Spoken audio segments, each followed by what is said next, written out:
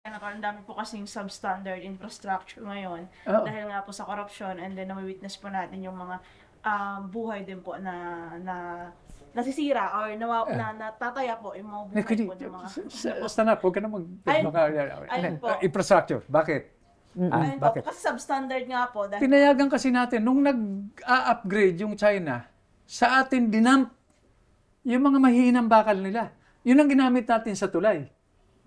Nung ginamit natin sa tulay, pwede pa. Dahil limitado ang tonelada ng mga container van. Siyempre nag-upgrade din sila. Hindi na kaya nung substandard. So, planning na naman. Di ba pag nasa civil engineering ka, civil works, you multiply the tolerances 2 times, 3 times, para kahit na mag-upgrade ang technology, di ba? Bumigat yung kargada ng mga truck, hindi magiba. Forward planning, anticipation. We have technology to do that for us. But if you look at the root cause, bakit natin tinanggap yung substandard na bakal nila? Yung dumping. Di ba? Ba't pinalusot ng customs?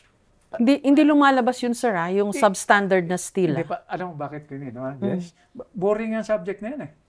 Hanggang tamaan ka. Pag yung truck mo at kamag-anak mo yung dinaganan ng tulay na nagiba, ayon, magre-react ka. So reactive tayo.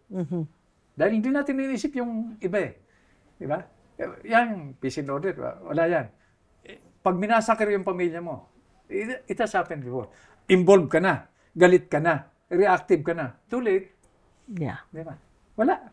Hindi na pag-uusapan nyo sa hearing eh. That the steel that was dumped here were substandards. Again, because, di ba? Kaya nanghihinayang ako na, well, classmate ko gave up the chairmanship, no? But I don't want to go into that. Sino yung classmate nyo, sir? Si Ping. Yeah. Yung nga pala, classmate nyo nga pala si Ping.